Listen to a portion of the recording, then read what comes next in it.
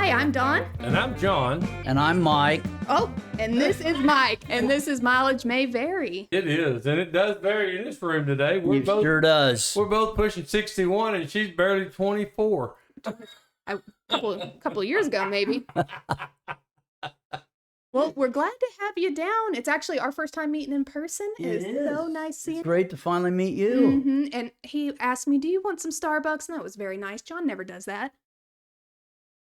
Yeah, I got real quiet in this room. I have never seen him speechless before. Whatever. Whatever. Bullshit like that. That's a standard response. Whatever. Uh-huh. Hell froze over. It got quiet. Yeah. But yeah, it's so nice seeing you. And I'm glad we had this time to sit down and talk and really team up on John and make fun of John. Yeah. Oh, I do that. I do that. Anyway. Yeah. Problem, y'all gang up on me. He's got big shoulders. I got really big shoulders, and no matter how many votes y'all got, I got one more. Yep. I got old Tricky Ricky on my side most of the time. Most of the time. Oh, yeah, and he sure did love that at Macca. Oh, yeah. Yeah, I like to pull that trigger anytime I can. That's a good shot from the hip. The gold jacket was a little bit much for me, but I'm gonna wear it. But honestly, the necklace $sign I love it. Goes right in with the ACP Society. I'm telling you, the gold jacket, the gold hat, and the $sign is all about the ACP. That's why you're the executive. That's why you're the executive director. As old Mike Allen says on the Confessions of the Shop Owner, you look like the evil shop owner, the ESO. Well, we got you kitted out now. You ordered rings and glasses and all kinds of stuff. Yeah, I got glasses to pass out with dollar symbols on them now. Yeah, I got full boat road now. I'm telling you, it's going to be pretty sharp when I go to ASTA. Yeah, you're going to love it, folks. I'm telling you. I'm getting the hookup.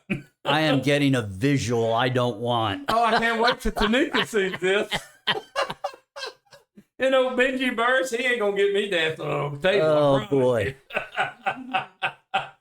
The evil shop owner only does one thing: blows that money. Yeah. How long you been doing that for? Because as long as I've been working with you, you've had that get up. How long have you been walking around in a gold jacket? Not that long. Just got the gold jacket. Oh, this is new. Yeah. Oh yeah. The gold I got from Fremont Street in Vegas. Okay. When we went up there for Apex Casino. So that was the first week of November, and the following week my gold jacket landed. When tools came around, yeah, look out, folks. All right. All fun and games if somebody drops it in the fire. Y'all have like and I'm surprised you're not in this group. There's a whole fun jacket group. Why aren't you in that? We haven't invited him yet. Oh, I'm sorry. Yeah, he's a little uppity. I have my own ACP jacket. It's on order. Yeah. we should have something made up with a big head on the back. I like a biker jacket, the podcast I did with Amber last week. I talked to her about I'm working on it. That's why I wanted to teach the guy you did the t-shirts with in Fort Worth. So we're working on it. My buddy Sean, my t-shirt guy. Yeah, we're working on it. So did you get a hold of him? I haven't followed up with it yet. I've been busy. Oh, training. What have you been busy putting together? Training. Mm-hmm. You're like, just coming over here in the car, it sounds like you're going to work a whole lot. I have been. Sound like you. That's why you haven't called me. This is the longest I have gone between training dates. I did something in San Antonio for a fleet outfit. Right. For December 2nd, I believe. Yes, it was. Or 3rd. And then I haven't done anything since. Wow. So it's the longest stretch I'm always working. I'm just not always teaching. I always got case studies and things like that you got to do. And then end of the year income tax. Then you got to return emails that I send you. I know. And reply to my stuff that I put on Facebook that is so controversial. So let's get it right out in the open. Let's do it. What do you think about Mike Allen's position on free Diag? Well, he's definitely never getting into the ACP club. That's for sure. But I got to know your opinion. That I'm going to explain a little bit something to you that has caught my attention over what he's doing. Go ahead. And I really like it. The general public, This is going to be scary. our customers, has lost value in the word diagnosis. They still see value in testing and inspecting, okay? But the word diagnosis, since the auto parts stores have put it up there, we'll diagnose your car for free, the word has lost value. And when a client's coming to you for you to diag their check engine light, they're all puckered up pretty good because they know that you're going to charge them for something that they should be getting for free. Well, that's because we as an industry have done that to ourselves. Oh, yes. Yeah. Because there's other shops that we just include the diag in the labor, and we don't charge you nothing for it. And, a lot of shops don't realize that every minute that you're sitting in a training classroom, somebody else needs to be paying for that, not you. Yeah, for sure. But how many shop owners do that? That's the issue. Exactly. If you go to a doctor, and we're always comparing ourselves to doctors in this industry. And as we should be. Which we should be. Yeah. But they get their base education. They have to get continuing education. Now, here's another controversial topic we can talk about another time. Let's stay focused. Doctors are licensed. I love it. We are not licensed. And that perceives a lower value about us. So, but let's get back to your comment. So, when you go to a doctor, they don't say, we're going to go have you do blood diagnostics. No. We're going to have we're going to have you some lab tests. They use the word tests. Yep. They use the word test. Everybody can relate to that. Now, for instance, the electrical class tomorrow night, okay? I don't call it electricity and electronics testing because my audience knows what diagnostics is. Yeah. If I was doing that to a bunch of homeowners, I wouldn't call it that. Okay? Everybody in the public can relate to paying for tests. Yes, they can. Yeah, everybody's used to paying for tests. Just hopping in here as a customer side. Yeah, you go. You know nothing about our industry. Bring it on. Half things y'all are saying, I'm like, eh. So my point of view, when I go to get my car worked on, like you said, doctors, you're not getting free testing, but the element with that too is a lot of time insurance is going to cut that price. So even though you're getting testing done, you're still getting, in the customer mentality, a discount because of insurance. I guess you could look at it that way. Yeah. The other thing, and I don't know, give me a baseline. What's typical price range? And I know it's different from state to state. What's typical price range for diagnostics? Does it just depend on what you're looking for? Well, any good shop will have 3 levels of testing and inspection or diagnosis. And the first level is what we're talking about. The basic, simple, read codes, read definition of codes, and make a recommendation from that point. Usually that is 1 hour of time, and that's our measurement, okay? And the 1 hour of time be whatever the shop rate could be. So you could have one shop that charges $45 an hour, and call me if you're doing that. And another shop that's charging $225 an hour, and I'll call you because I'm doing that.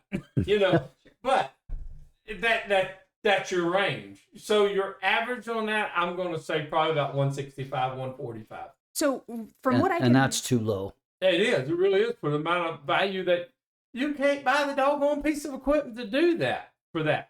But because the parts houses have that shingle hanging in their window, diagnosis is free, folks, right here. Well, okay, so we either have, you pay for diagnosis, it's a price, there's a price tag to it, or free. Why is there not a middle ground? Diagnosis is X amount, and if you do the work, that comes off of the work that's done. There's people that do that. Is that a part of the thing too? That's in our industry. Does that work? And I don't want those kind of customers. Sure. And that goes back to what I do, and I'm into the fleet sales, okay?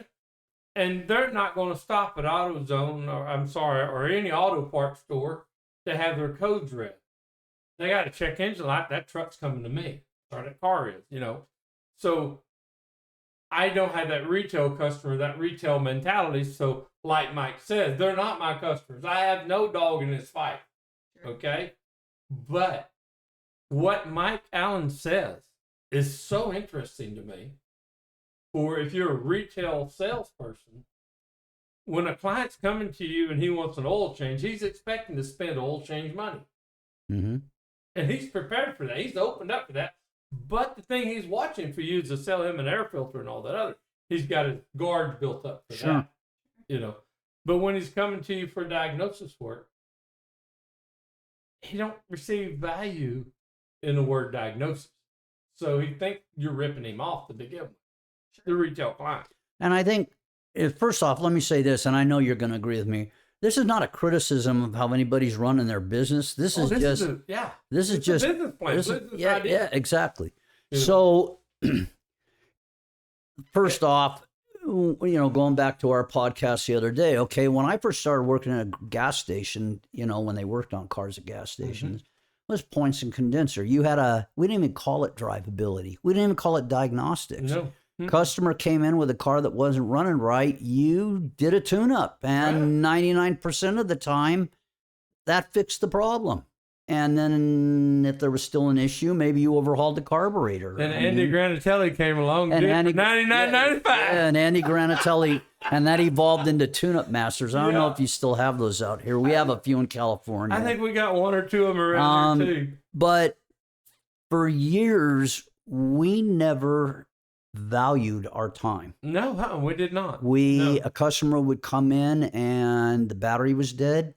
You didn't even bill it out separately on the ticket. If it needed a battery, I mean, there were shops I worked at, they didn't charge for testing it. No. They didn't charge for installing the battery. They just charged them for the battery. Here's the battery. We put it in for you free. Thank you very much. And that's just one example. I could name a whole bunch of them. And so we did it to ourselves, and now we've got complexity where you have to do testing. Exactly. And you can't go throw a battery in a car nowadays and don't reset the charging system. Yeah, I know. I mean, still got the same problem. Yeah. So it's a lot more complex, and maybe some of it we didn't. And I, like I told Amber the other day, I just sold a shop, but we always explained to the customer why we were doing what we were doing. This is what we're going to have to test. This is what the charge is going to be, very similar to what you're doing. Right. Then we'll have a result. We will call you and tell you if we need additional testing, not diagnostics. And we never had a problem with that. Yeah. Ever. But your customers perceived value in what you were giving. Exactly. And so I think giving away diagnostics devalues what we do as an industry. But people our age aren't used to paying for diagnostic fees because when we first got cars, there were no there was no testing. That didn't come around after 96. I believe 94, 95. Yeah. Because when it started bouncing around, because we had that, what was it, OBD1? Well, think about it. Even before then, General Motors came out with high energy ignition, I think around the late 70s. Oh, I remember when they came out. Chrysler had electronic lean burn, and you just shotgun parts at the car. Nobody diagnosed them. No, you keep trying till you win. And then I remember the first scan tool I saw was like, what is this crap? OTC Enhance, that's what it was called? Yeah. Well, don't forget, remember, if one of the places I worked at shall go nameless, if they couldn't fix it with a tune-up, it was like, oh, that damn computer. It's always a computer. It's always a computer, right? And now it's evolved. And now I think it's coming back to haunt us. It is, yeah. I really do. So that's just my outlook on it. I think if you take the time to talk to and I know some shops are busy, and we were busy, but I didn't have a problem explaining to a customer what I was doing, and they were totally okay. My buddy Rick White has really opened my eyes up to what you're fixing to say, and he calls it discovery. That's a good term. When your client comes in, the first time the client's been there, you need to discover if you need to be working for that client, and you can't do that without having a conversation with that client. Yeah. And you need to discover that that's standard on that one. You need to discover if you want to work on that car. You got to physically look at that car. Yep. So all that first intertwine, that first meeting, that first deal is all about discovery, not about working on the car. As a mechanic, we want to fix everything, fix the client, fix the car. No, scratch all that. Go back to just discover. Discover about the guy, discover about the car, discover his checkbook, what's his checking account look like? No. But what you're talking about, and then on the other end of it, once you take care of that customer, your discovery, let me go back. Your discovery should include with your client how you conduct business, how you do business. They need to understand that you're going to call them and talk to them. You're going to text them if they want to be texted, but you're going to keep them posted on what's going on. Yeah, and that's maybe important. That client don't want you to do that. Maybe wants one phone call. Call me when it's done. Yeah. But you do all that in your discovery. There's so much to it that Rick teaches. We call it Rickism is what we do. Rick White's who I'm talking about, 180 Biz. But exit strategy. Every client deserves you to slow down and close the bill out with that client. Make an appointment with that client to come pick it up at X number of time and plan to spend 15 to 30 minutes with that client with the exit strategy. So if he didn't fix anything that you recommend, you bring him back in with a pencil on a date and get him back in and call him a week before that date to make sure he's coming. See, and that's where I think, I worked at independent shops, gas stations, and dealerships, and that's where I think dealerships do a better job. Oh, they do. Because there's at least the dealership I worked at, our service writers always spent lots of time talking to customers. When you have a cashier that takes the money. Separate. That allows you to deal with your client. Right. Okay. You have a porter that takes the car back there and brings the car up. That allows you more time to spend with that client. When you have somebody else answering the phones and holding your phone calls while you're with a client or send it to voicemail, that helps out. But if you're an independent shop owner guy, all you need to do is schedule all this. Mm-hmm. You can schedule the transaction. You can schedule when they come in. You got to know when to wear your hats, and you can give the same kind of service that anybody can if you know how to schedule. I can't tell you how many places I worked that don't schedule. A customer would come in, and I'd get dragged off a vehicle and go check out that vehicle real quick. Yeah. No ticket, no estimate. No, nothing. And that's why I said we've done it for ourselves. I understand emergencies. We all have emergencies we have to deal with. But to do that constantly, all the time, that screws up your production so bad. Mm-hmm. And forget about production. Forget about doing it. It raises your stress level, folks. Because you get to where you're clustering. Yeah. You step out of your schedule of when you're going to be a service writer, when you're going to be a shop owner, when you're going to be a mechanic. You have to break that down and schedule and live by that schedule every day. And honestly, going back to the dealership thing, those interruptions rarely happen at dealerships. Yes. Rarely. And I remember I worked with another tech at an independent garage, and he had worked at a Dodge dealership. And he said the difference, when I worked with this guy, I had not worked at a dealership yet. Mm-hmm. So I didn't have any experience there, but he told me, he said, the difference between working at an independent place and a dealership is when a customer rolls into the dealership, they don't expect instant gratification and they expect to pay. Yeah, they expect to pay. And they think they got the smartest mechanics on the block. Yeah, well. And they don't. You've heard me say that comment all That's where I got it from. My buddy Mike Cleary. Yeah. A Mikeism. Exactly. That's so right. So what John's referring to, real quick side note here, I had worked in independent shops and garages for 18 years, and then I went to work at this dealership. And I working in the independent sector, I had worked with great techs, and I had worked with not so great techs. And when I went to work at the Ford dealership, I expected all of the techs. I expected to be like the Nirvana of technicians, right? Oh, great. And I quickly found out it was no different there than anywhere else. But, most of the dealership techs are trained and learned on one make model. Yeah. Or maybe multiple models, but just one make still. And if you get a guy that's ain't never done nothing but Chevrolets and Chevrolet dealership and put him in an independent, and now you throw a Chrysler at him, Well, it depends on his mindset. I mean, if you have enough training, If it you doesn't realize matter. electricity is the same on one to another, you're pretty good. Yeah, I mean, The gas still flows up and down hill. yeah. You know, gravity's the same wherever you are on the pond. This General Motors training instructor told me the principles of electricity are the same in Stuttgart as they are in Detroit. Doesn't matter what manufacturer you're working on. And folks, that's why he's drinking the smart water, and I'm just drinking regular old creek water.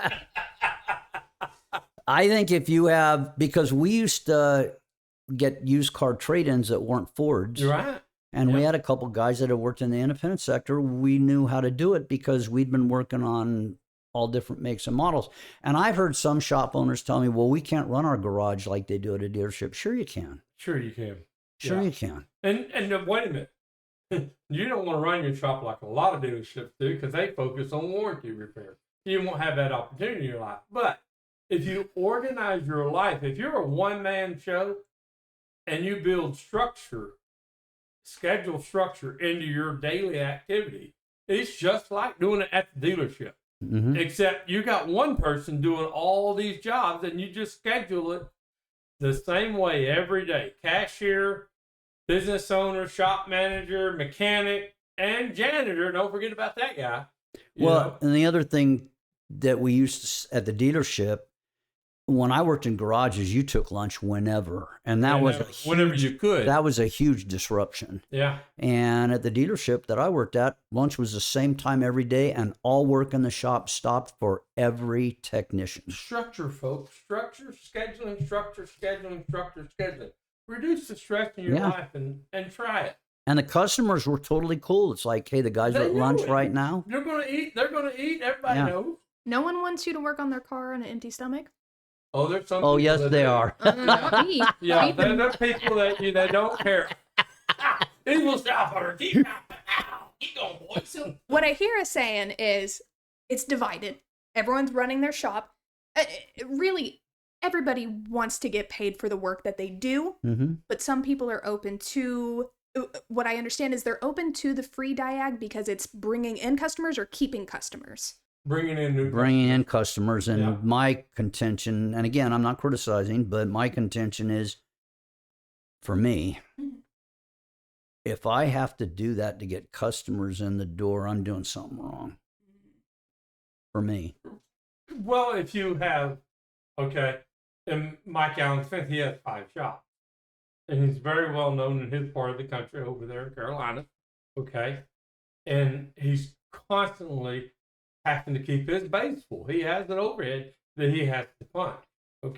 And he's focusing on retail sales, retail customers. And he's got young shops. They're not been there for 30 years. They don't have the independence that a lot of, I think a couple of his shops, I don't know his whole ball game, but I'm telling you, when you're a young shop and you just can't sit back and rake the money in as it comes in, you got to keep that thing flowing. You want to grow it and you want to open up another shop and you develop certain standard operating procedures is what I'm trying to say. This is something you will use in advertising to get the new client in, to have that discovery conversation to see if it's one you want. So I want to make sure that I do one clear thing. Even though Mike gives this to the client for free, the technician still flags his time, and the technician still gets paid. Well, that's good because some shop owners don't. Oh, yeah, they do. And I'm totally against that. But Mike, the philosophy he preaches, takes care of his technician. So a couple of things. First, I totally agree with Rick. I think it devalues the work. It devalues the word of diagnostics. Yes. It doesn't devalue the work. I disagree with that. Well, that's what I meant to say. It devalues the diagnostics. But it's already lost its value. It's gone. Well, the other thing is, what are you putting in the customer's mind? How should I word this? An expectation that every time they have a problem on the car, it's going to be free diagnostics. Because what if it turns into a 3-hour ordeal? That's a level 1, level 2, level 3. Yeah, but that's when you get into, we diagnosed it. We got a direction, but now we're going to need to do some testing. This is where the meters are going to come out. This is where the vacuum pump's coming out. This was all the high dollar expensive stuff that we own. Life support, as I like to call it, is coming out.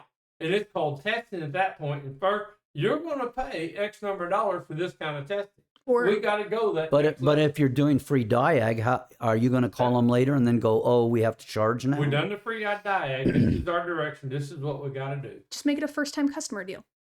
Hey, you're a first-time customer. I'm going to comp this Diag for you this time. Actually, that's a better idea yet. Just make it a one-time, first time. That's how you bring the people in. I would be on board with that. They know you, like you, and trust you. That doesn't matter. I mean, it's all, right. you know. But they're not going to run a shop tomorrow, are you? Everybody has, no, I'm over that. Everybody has. You're a recovering shop owner. I am, right. Everybody has to run their shop the way they see fit. That just free Diag didn't work for me. It doesn't work for me either. But I'm telling you, because, you know, folks, I'm in fleets. That's all I work for. 5% of my, less than 5% of my business is retail customers, okay? And they know what I'm delivering. I've educated my client, the value they perceive in doing business with me, okay?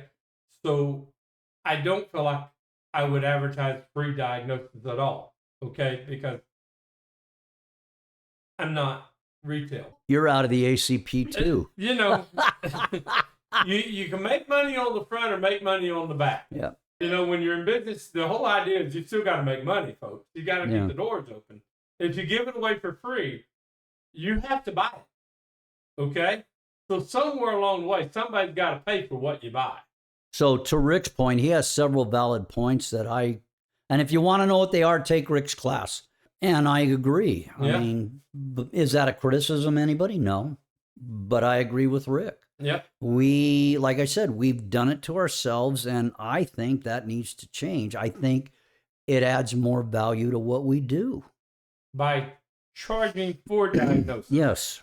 I think as far as a marketing plan, a marketing scheme, a marketing whatever, I think if you're in retail sales and you want to be a high-paced moving shop, and my buddy Todd down in Houston with Rack Attack, this works really good with that program.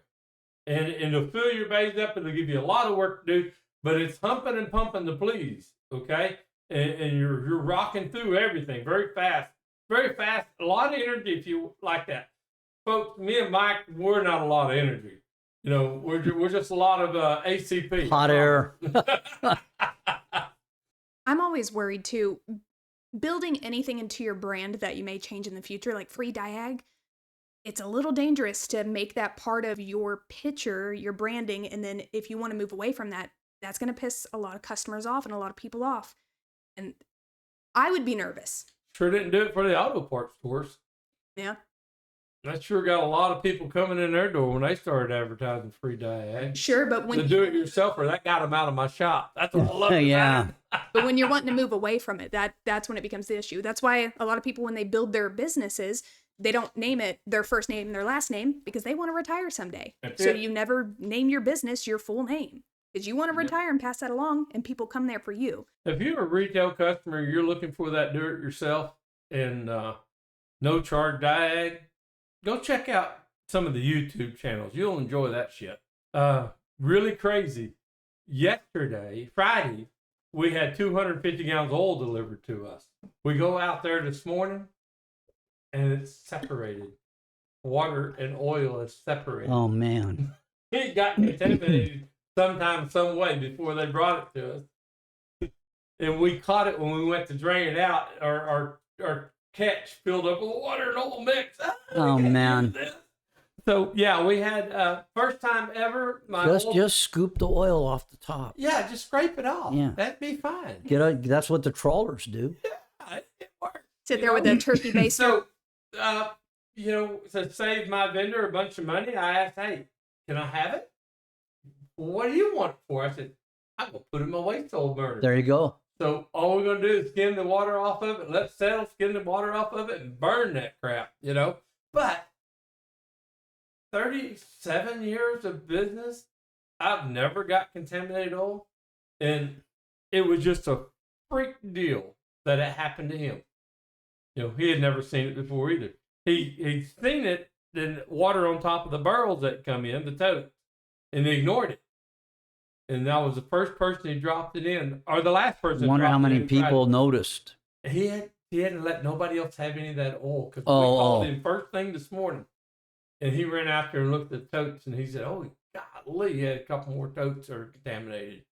So, golly, thank you for taking care of me, buddy. I appreciate it. But that was one of the weird things that happened this week. There'll be more stuff come along as we keep going, but yeah, that's weird. No. That's pre-diagnosis. Yeah, Diag, difference of opinion, training. Mike and I talked about this a little bit, and I know your opinion on it, but I wanted to open it up. What are y'all's thoughts on the newer generation of technicians coming in and training? I hear there's a big kind of discourse between whether that should be coming out of the shop owner's pocket, the technician's pocket. What are y'all's views on this? My first? Go ahead. So, when you train a technician and you spend that money on a technician, and by the way, every week you should be putting back 5% of total sales into a savings account. And if you're not big enough to do 5, do 3. But you got to start somewhere. In total sales revenue, put it back in a savings account for training. That's how the shop will pay for training. And I believe 100% the business owner shouldn't pay for it. I believe the business should pay for it. The business owner should be getting his paycheck from the business. And the business should be paying to train all of his technicians, everybody. And, I've been said about me 100 times. You do more training in a month than a lot of shops do in a year. Mm-hmm. And that's quite truthfully, folks. We're doing training all the time. But we have a budget. I have the dollar set aside for it, to train the whole team. But we're going to refer back to the younger generation. So the problem I see with the younger generation is they weren't taught that this can be a career. Okay? They taught that this is a job. And they don't understand about, when it comes to purchasing tools in a toolbox. And they get kind of sideways when they go jumping on the tool trucks and buying tools and toolboxes when they're first rattle out of the box.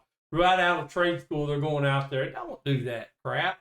The shop should buy you a toolbox and tool. The shop should supply all that when you're first learning this crap stuff. I'm sorry, I didn't mean that. But anyway, She'll bleep it out. Yeah, I'm a huge person that, the business should pay for that training, and the business should pay for their time being there in some way, form, or fashion, So it's an expense that young people can't afford with the salary and the wages they kind of bring home nowadays. I think if they had to pay for their own training and off the paycheck that they make as a newcomer coming into our business, okay? I'm not talking about a seasoned tech by no means. We said young people. And young people to me is anybody under 50. All right, Mike? But we're talking about the kids out of trade school and out of high school and all that, So I believe 100% the shop should pay for it, and I believe the shop should have a savings account just for training. Okay, Mike? So what we talked about the other day is when I started out in the industry, most of the guys I worked for didn't pay for training. Most of the guys I worked for said, if you want training, do it on your time, and you pay for it. Some of them, we shared the responsibility. They would pay for some things, I'd pay for other things. When I got to the dealer, it was a union shop, it was completely different. The union contract that we had in order to go to a Ford training facility, a building, right? They had prerequisites you had to do, and the agreement we had in the union contract was the tech would do the prerequisites on his time, and then the dealer would pick up all of the expenses for the training. So in our case, it was 150 miles away. The dealer paid for everything, even our salary. Folks, all that comes out of the savings account you're putting back. I know it didn't come out of dealership, they just wrote a check for it because they make money hand over fist. But if you want to be something like that, you got to have that savings account I'm talking about. Well, now, if my personal opinion is Well, let me back up. So in the 1980s, I went to General Motors Training Center. It was we bought a lot of General Motors parts from AC Delco Jobber, and so we were able to go. And one of the things the instructor Paul Schaefer told us, was not the Paul Schaefer from Letterman's band. Okay. Things were getting pretty complicated. Then we had electronic engine control. We had feedback carburetors on GMs. The garage I worked at, we did a lot of GM work. Right. And so we took some pretty high-tech stuff up there. And I remember the instructor saying, you know, you guys stay up on this. It's job security. And I never forgot that. Now, my own personal opinion is, and then I have the shop owners, and I'm not the only trainer that's heard this. Right. Well, what if I train them and they leave? What if you keep them and you don't? Well, yeah, exactly. Okay. My own personal opinion is when that tech goes to a class, what he learns in that class can never be taken away from him. No, it's his. So my own personal opinion is it should be a shared responsibility. I don't think if the shop owner wants to pay, or let me rephrase that. If the business, excuse me, if the shop owner decides that the business will pay for all of it, fine. But on the tech's part, I don't think the tech should expect the dealer or the owner, the business, to pick up the whole tab, because whatever he learns, he gets to keep when he goes to another garage or whatever. So I 100% agree with when he leaves, he's going to take it with him, or she. I have a lady tech works with us. You know, I 100%. And I'm always constantly looking at the horizon. What's it going to be like? But if you put the golden handcuffs on them, and once you get them applied, they're not leaving. They're staying there. Look, Greg stayed with me for 30 years before he left. What do you mean by the golden handcuffs? Take care of them. Give them insurance. Give them benefits. You know, take them, do this, do that. Just the golden handcuffs are comfortable handcuffs that they enjoy, and they feel like they're part of the program. I agree. You know, and if you can do that and treat them with, well, let me rephrase that. Not treat them, because treat them has to come back to what I want to say. If you lead them in the way of a leader and not a manager, they will stay with you for as long as you do that. As long as you give them what they need to live with, survive with, pay them right, treat them with respect, folks. Like another human being. No, I completely agree. You know, all that great stuff. They're never going to leave you. And if they do leave you, they're going to call you in a month and say, can I come home? You know, the golden handcuffs are the trick to that. Well, the point I'm making is I don't think that the tech's mentality should be, okay, I'm not going to training because they're not paying for it. Because like I told Amber the other day in that podcast, we had guys at that dealership that absolutely refused to do the prerequisites on their time. And from a career standpoint, they're losing because they're not getting the training. Exactly. Yeah, once you, as a young technician, realize this is not a job, that it's a career that you can be successful at, and you can go somewhere in this industry. It's such a big industry. Forget about the nuts and bolts of being a mechanic, but as you learn about this industry, and people get to know who you are, and your network builds and builds and builds. You don't have to be a mechanic all your life. There's so much more to our industry. But people are going to watch you. You have to invest something to get something out. And your time is your biggest investment that you can give. And people will watch what you're giving. And if you're giving that time, and you're investing it for your career, not a job, folks. A career. Something for the rest of your life. And that's how I looked at it. Yeah. I figured this is something they'll never be able to take away. Can't take away. I'm going to make the investment in my career because I plan on doing this for the rest of my life. If you can find an employer that will invest in your career, That's a huge plus. That's part of the golden handcuff. Yeah. Folks. And as a shop owner, investing in your technicians is investing in your shop. It is. Oh my gosh. It's an asset. As a shop owner, we lack all the greatest and fancy tools. But if you can take that technician and send them to Mike Cleary's electrical class tomorrow night, oh my gosh, when they get there Thursday, you got a whole brand new tool. Yeah. And it's sharper. Yeah. and it's brighter, and it gets the job done. And you know what I like about that? Cha-ching, baby, it gives me money. John is stealing my quote.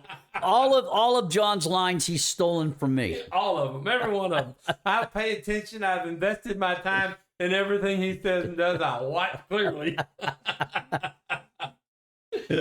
Mileage may vary, but not by much here, folks.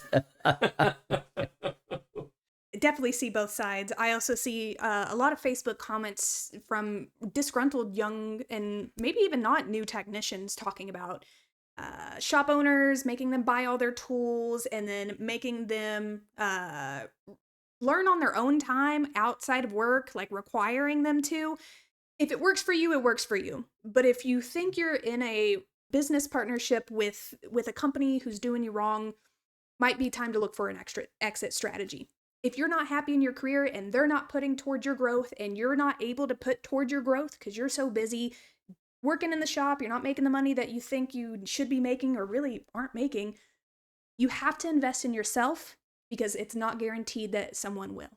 If you're buying up on some of this stuff she's talking about and you're on Facebook or Instagram or TikTok, it don't matter.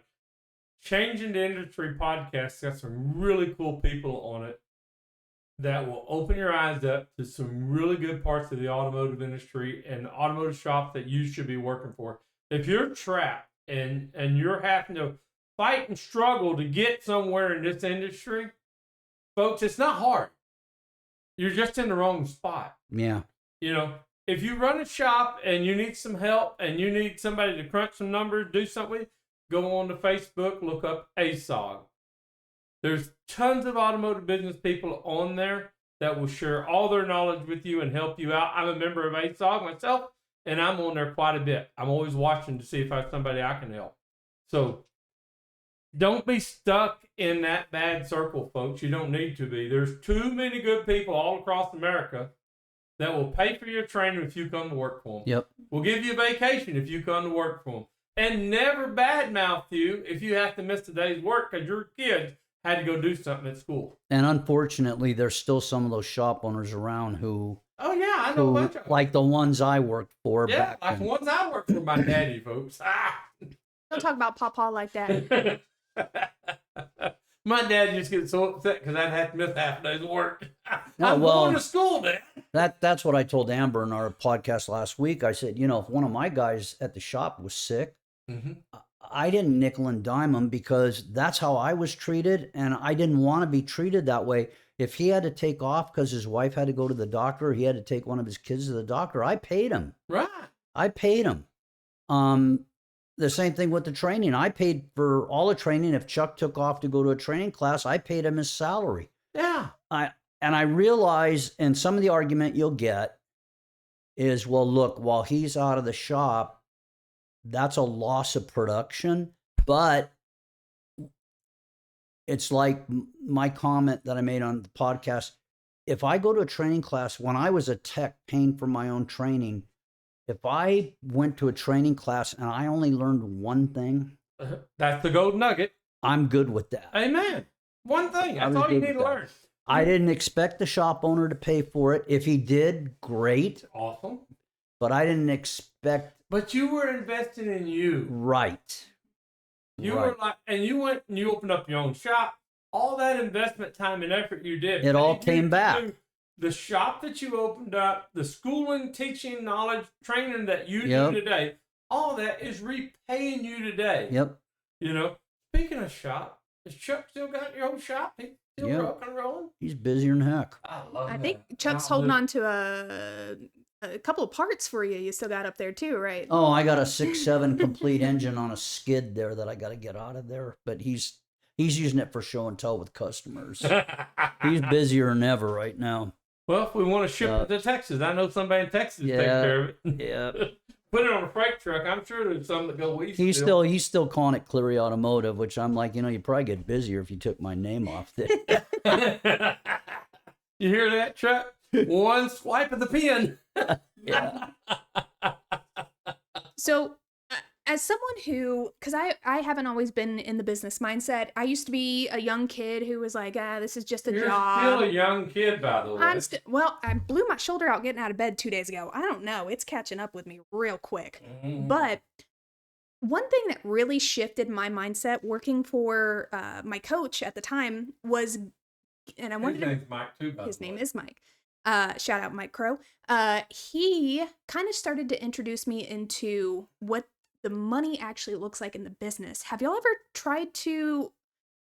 So as a young person, you think, I'm working for this person, they're making bukus, and they're sucking all the money away from us. Have y'all ever tried to stop and John knows what I'm gonna chop this up for someone so they can really see? Have we ever what? So occasionally in my classes. You sure you don't want to drink that smart water before you go off? Oh man, I'm telling you. I don't know what happened. Occasionally in my classes, I will have techs that will, during a break or something, or even during a class sometimes, they'll go off and throw their shop owner under the bus. And, let's just pick a round number. The labor rate's $300 an hour. And they'll say, well, he's making all this money. And I'm like, before anybody should complain about how much the owner's making, they should own their own business first. Yeah, because he's charging $300 an hour. I bet that shop's air conditioned. Well, it's a little. Of course, California, I don't know. Oh my God! In Texas, if you're charging $260, your shop's air conditioned because you're paying an electric bill. Well, I'm sure this happens everywhere, but there's so many what I refer to as behind the scenes owner expenses that the average tech has no idea. No clue. You've got hazardous waste fees in California. You've got to be registered with the state to have an air compressor in your shop. You got to buy toilet paper for everybody. Yeah. I mean, all the cleaning supplies you got to buy for everybody. People don't think about none of that stuff. No, I mean, what about the new light bulbs in the ceiling? Because when we went through condensate bulbs, they get rid of all that and go to LEDs. Oh, that was really cheap. Yeah, and I'll tell these techs in class, you have no idea. $4,000 a month for insurance. Right. And so now that $300 an hour starts getting...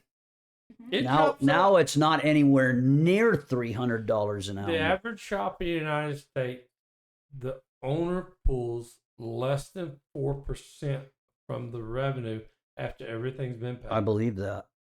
Average of the shops that are being coached, that are learning how to do business right, only get 11%. Do you think teaching this to these younger techs would help alleviate some of this? Oh no, it's the mentality of that person. Yeah. The mentality of that person is whoa, doom and gloom person. Okay. That tech is just always going to be everybody else making money, I'm not making no money, and everybody's keeping the money, and I'm not getting none. And then finally he goes into business for himself. And the light bulb goes on. And the light bulb turns on and says, oh, yeah. Or he goes into his garage and starts working in his garage, and he never experienced real overhead. Okay? And now he's pocketing all this money. Okay? But he don't have the overhead that a real shop does. He has the overhead of his house and his shop all in one building. So he don't get the full extent of all of it. To get to pay property taxes on 2 locations. And to get to pay insurance on 2 locations. And to get to pay health insurance, liability insurance, hazardous materials insurance. All of it, All of it. It's just there's so much to the pie that the younger generation sees from the outside. They see the label, they're outside the bottle, they see the label, but they have no clue what's inside it. Sure. And how it gets cut up. Conversations you're talking about, confession of shop owners, changing the podcast industry. My good buddy Jeff Compton. No, he's all about the mechanics. He ain't about shop owners. Jeff Compton, he's just like one of them jaded mechanic kind of guys. You know, that's about what it is. But the Jeff I was talking about is down in Houston, Texas, with limited leadership. Yeah. Well, Jeff, Josh. Oh, did you? Josh. Yeah, Josh. Yeah, Jeff, Josh. Same person. You know I am with names. I don't know who you're talking about, but I hope you're watching. Yeah, you'll be watching. Charge him double next time. Josh Purnell's who I'm talking about. You know, and that's I why I couldn't figured put the that's last name with it. But, you know, he teaches that kind of stuff. They believe in the betterment of what you're doing, you know, and the betterment of the people. They lead from the bottom up. They lead by example also. So you got me thinking about my buddy Jeff Compton. Mm-hmm. He sent me a text this morning with a few videos, and he sent me a picture of him and his puppy dog. You know, he loves that dog. Yeah, he does. Greatest thing, you know. And he said, "What are you doing?" I said, "I'm fixing to go do a podcast with my buddy Mike Cleary." He said, "I can't wait." Well, we're getting close to time. I can't see. Man, already? Wow. What's that say next to that red dot? It's 6:35. I think we're actually a little bit. Oh, yeah. We probably got about 10 more minutes or so left. We talked about a lot of controversial things today. A lot of dividing things, I should say. Yeah, there's a lot of opinions, not educated guesses. No, that's what an opinion is, ain't it? Sort of. An educated guess. But Sort of. this is an industry of change. Mm-hmm. We're growing, we're evolving. There's so much going on. The biggest thing I want to see is this industry get better. You know, if anything. I think we all do. And the change that I want to see is a better industry for everybody across the board. And I think everybody having a different opinion, like Mike Allen and Rick, I think having those discussions makes the industry better. You don't have to agree, but it's like you said, it's a different thought process that maybe you hadn't thought of. Exactly. You know, and maybe you know how to capitalize on it, make money off that idea. But I mean, even if it just discussion prompts different ideas you can do in your shop or things of that nature, then it's a plus, a huge plus. It is. It can't be a negative. No. You know, and the industry right now has a huge upside. I mean, it's going to keep getting complicated. Like, really, really. I remember years ago when I first started going to the Ford Training Center, they had a poster on the wall, and I've seen this poster. I've been trying to get one, and they don't have them anymore. So this was back in the late 90s, and they had a picture of a Lincoln Continental with the V8 in it, tarantula intake on it. It was a high performance. That was a hot rod. Yeah. That would punch a hole in the wheel. It was, and you couldn't see anything in that engine compartment. It was so just shoehorned in there. Didn't it have a bunch of vacuum lines on it? Oh, yeah. And on the top of the poster, it said, "It's not rocket science, but it's close." It's close. And now it is rocket science. It is rocket science. It is rocket science. Yeah, the rocket scientists are really looking at us and what we got going on. And with respect to the electrical class tomorrow night, I've always been of the opinion. Well, I'll tell this story to illustrate a point. So my wife and I are watching the Super Bowl one year, and General Motors had just come out with their latest and greatest OnStar system. Yeah. And so she says to me, can you and Chuck work on that? And I said, yes. And she says, have you ever worked on one? And I said, no. And she says, has Chuck ever worked on one? And I said, no. And she says, well, then how do you know you can fix it? And I said, because it all comes back to basic electricity. And I know how basic electricity works, and I can figure it out. Mm-hmm. I don't care how complicated they make it. If those electrons are not moving, nothing is happening. If you understand electricity, and literally, seriously, you understand electricity, not just you know it. Everybody can know electricity. It'll shock you if it'll grab a hold of you. But if you understand it, that you can grab a hold of it and how you can grab a hold of it, you can fix it. And I think that's part of the issue with guys. So a Ford service training instructor once made this analogy. Uh-huh. He said, electricity is a lot like math. They're abstract concepts because unless you get shocked, you can't see. I mean, I could see that light. You can see. That is a result of electricity. It's like throwing a ball up and having it fall. That is a result of gravity. You can't see gravity, feel gravity, or anything else, but you know its effect on objects, and that is exactly how electricity works. Amen. So the picture I took, I was walking through a hallway, and it says directions, not intentions, determines the destination. I agree. So if you're using our industry as a job, you don't have your intentions put together. But if this is going to be a career, there is a destination that you can go to, and it's all about being better. Mm-hmm. And part of that is having a passion for what you do. I mean, look, I don't know about you, but I'll speak for myself. I got into it because I loved working on cars. Amen. Right? I figured if I got good at it, the money would come later, and it did. You know, I mean, you've heard me joke around. One of the 3 biggest lies in the world is it's not about the money, but it's always about the money. Always about the money. It's always about the money. It don't matter. It's about the money. You know, money should be the byproduct of whatever you're doing, whatever you're giving. When you focus on the money, as Rick says, the puppy dog's going to run away from you if you're trying to catch the puppy. Yeah. If you're trying to catch the money, it's going to run away from you. But just as soon as you stop chasing and realize it'll come to you. If you follow procedures. If you follow procedures. Yeah, just relax. It's okay, folks. Yep. That has reduced so much stress in my life. And back to your comment about the younger generation, I don't know that, I don't want this to come across the wrong way, but I don't know that when I'm doing a class and I have a lot of young guys in them, I can tell which ones have the passion. Oh, yeah.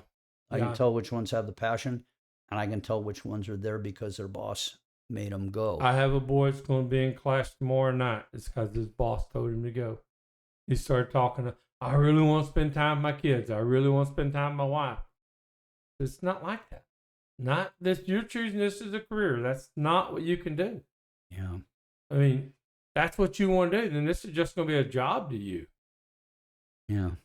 So, and if tomorrow night is going to tell me a lot. If it's just a job. Yep. You have no dedication. You can make more money doing something else. Oh, yeah. You go to McDonald's. Yeah, I hadn't thought of that, but yeah. You know, you can go to a warehouse and inventory product for them. You know, and make good money. Buc-ee's pays pretty good right now. Buc-ee pays real good putting shit on the shelf. Mm-hmm. You know? I don't know what to tell you. If you're looking for a job, go get a job. Don't try to come to our industry. All right? Oh, we have jobs. You can be a janitor around the shop, a swamper, if that's what you want. That's a job. It ain't going nowhere. You ain't going to get advancement. You might get a raise once in a while. But is that what you truly want, is a raise? If you don't want to get smarter, you don't want to get better, you don't want to be somebody, you don't want to go nowhere, job is right up your alley. But if you want to be somebody, go somewhere, do something, see the rest of the world, treat this like it's a career and get better at what you're doing. Side note, when did shops start putting, I've seen them at dentist's office before, but when did shops start putting credit cards in there? But what? Credit cards. In it. I went to a. What do you mean? I went to a big name brand shop to get an oil change yesterday.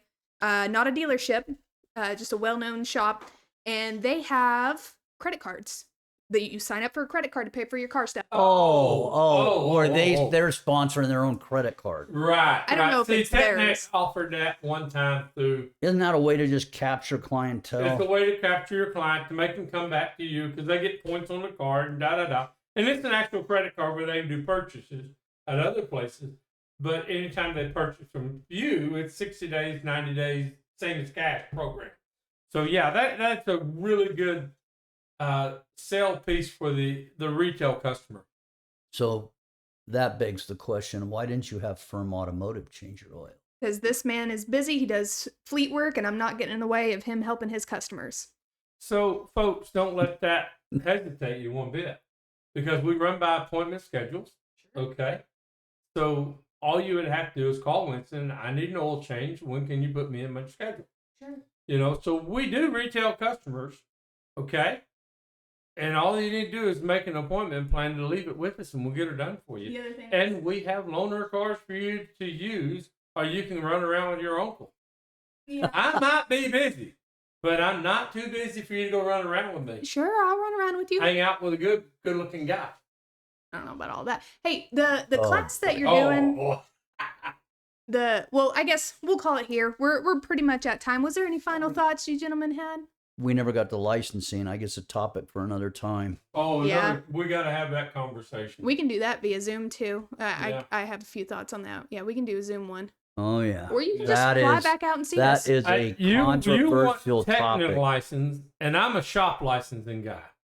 You know, I think that technicians ought to be certified in what job they can do, and I think a shop should do business in the areas that its technicians are capable of doing. And I don't believe the government should be involved in any of this. Well, years ago, you made a great comment when you and I were talking about this. Yeah. Okay. How did you put it? Industry run, government implemented, or something like that. It should be run by our industry. Our industry should have control over all this. And if somebody's breaking the rules, I think we should go to them and say, hey, this is, you're not doing it right. This is what we need you to do. You need you to step up. But it's going to bring the betterness up. That's how I feel too.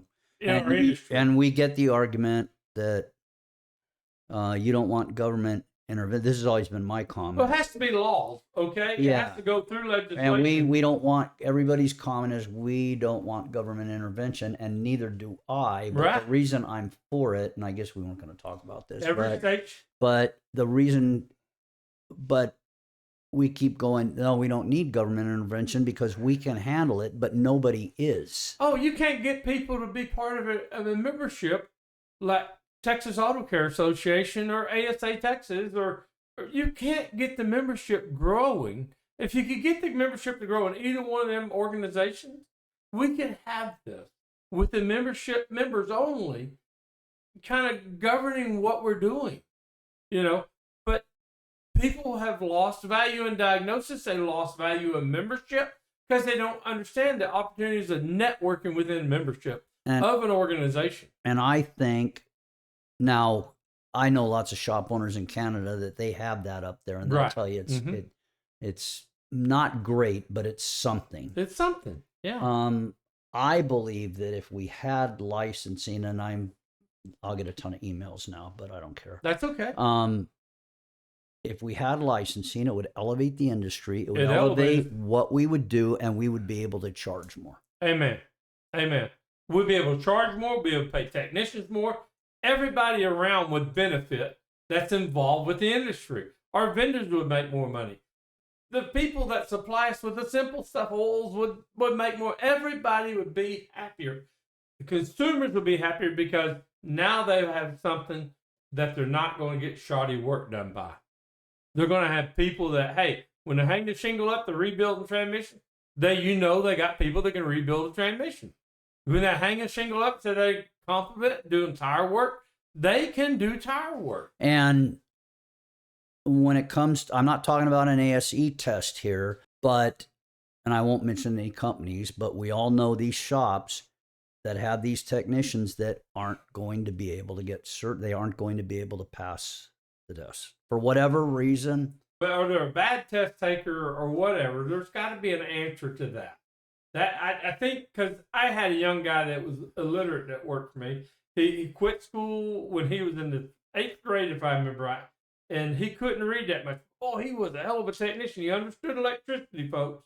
Okay, and he passed his ASE test with an interpreter to help him because he was illiterate, and he did a hell of a job of passing the test that he never got up to A1. Okay.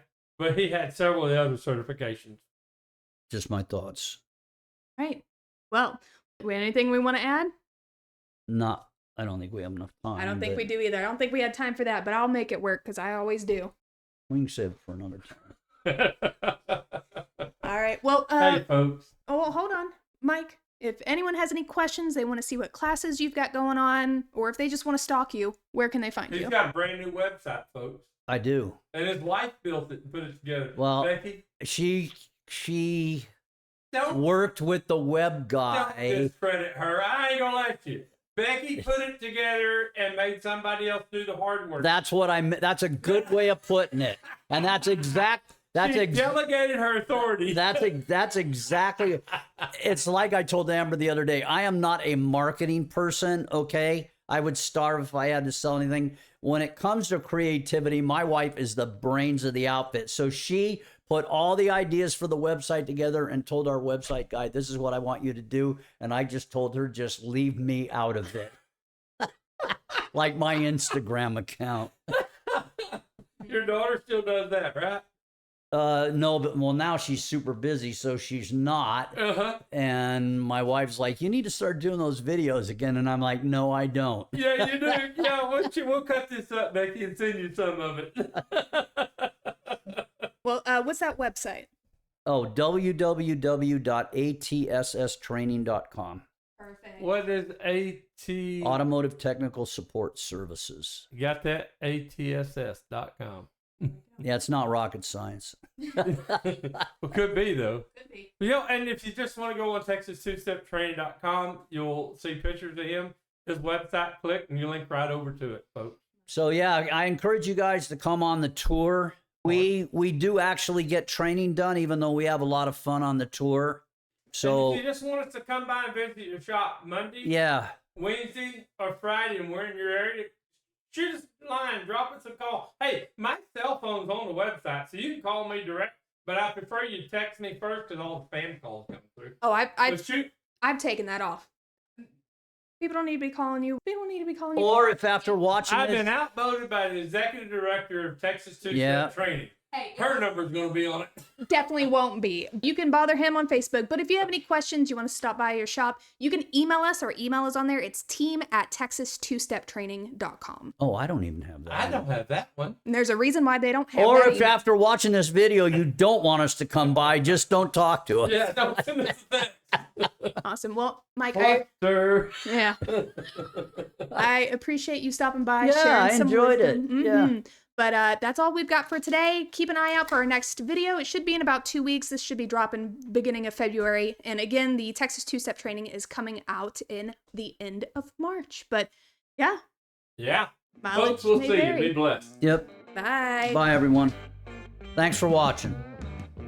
Hey, you're not running this shop alone, and we want to hear your voice in this community. Got a story, a challenge, a question you want us to tackle? Scan the QR code or hit the link in the notes and send it our way. You might just hear it on a future episode.